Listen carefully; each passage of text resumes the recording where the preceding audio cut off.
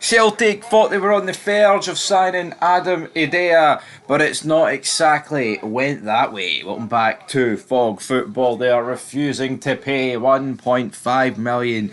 Norwich want more money. Celtic, who have all the money in the world, do not want to part with it, as the 1.5 million barrier is in place, and I don't think it's going to get paid, to be quite frank. And you know what? This has pissed off quite a lot of Celtic fans, despite a very good pre-season on the pitch. Celtic fans are no happy, and I wouldn't actually blame them, because you know what? It looks like Adair could be set to leave Norwich, but not for Celtic. He is in Austria with Norwich City, despite reports that the striker had been left out of the club's pre-season trip pending a potential return to Celtic. But according to the media, Celtic face competition at Fiorentina and Hellas Verona for Norwich City forward Adam Idah. So if you look at it, right, he clearly wants the Celtic move. You know, he's posting every time Celtic posts something, he's in the comment section. He wants the move. He supports Celtic. He won 2 trophies last season at Celtic. Someone tried to say that he won the same as Connor Goldson in the past 6 months, and Connor won his whole career at Rangers. Not necessarily true. You're not going to brag and say, oh, Connor won 3 and you only won 2, but you know, the numbers don't lie at the end of the day. But anyway, right, he could certainly make it 3 this year, when because the numbers do not lie. But Fiorentina, Hellas Verona, 2 decent clubs in Serie A.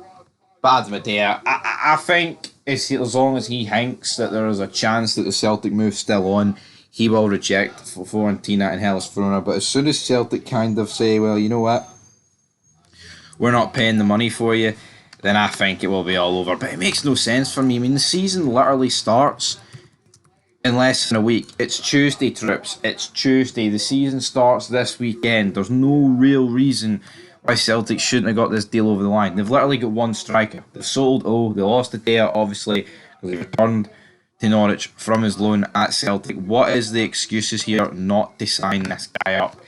He's Irish. He scored crucial goals. He's young. He supports the club. He doesn't cost an insane amount of money. What is holding this transfer up? I mean, Celtic bid for the guy about a month ago, and since it ever got rejected, there's been no concrete evidence. They've just been sniffing around this guy for a wee while. But you know, Norwich's first game in the Championship is actually against Oxford United on the 8th. On the 10th. On the 10th of August. 12:30 kick-off. So Oxford United didn't actually know they got promoted to the Championship, but his current value is the highest that it's ever been. So looking good for big Adam Idah in terms of his value, but I mean, transfer market's got it at what, 3.5. Celtic had a bid rejected at around 4.5 million. It looks like Norwich wants 6. And for a guy that's young, right, you're going to make the money back. You're going to make the money back on this guy. You know, guys, a lot of international football, 26 caps, all right, 4 goals and 26 appearances isn't exactly a great international record, but here, he's an international, supports Celtic. He ticks pretty much every box. It's not like you're getting a guy that's 31, you're getting a guy that's 23. Celtic, just pay the 6 million. If the war chest is real, pay the 6 million.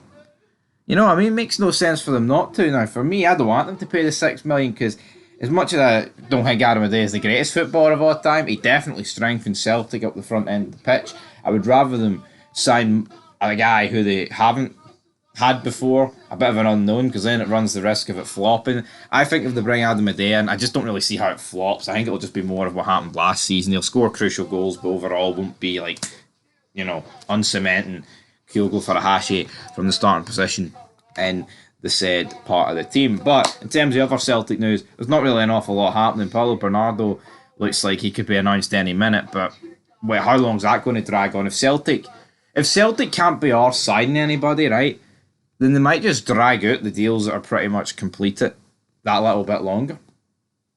And that is, you know, Paulo Bernardo. And maybe they'll wait a wee bit longer when it comes to Atati and Matt O'Reilly to, you know, if they sell O'Reilly, then it's like, oh, it's better to announce Paulo Bernardo as soon as we sell O'Reilly. Make the fans happy, player. But anyway, guys, leave your thoughts down below. Till next time. Peace.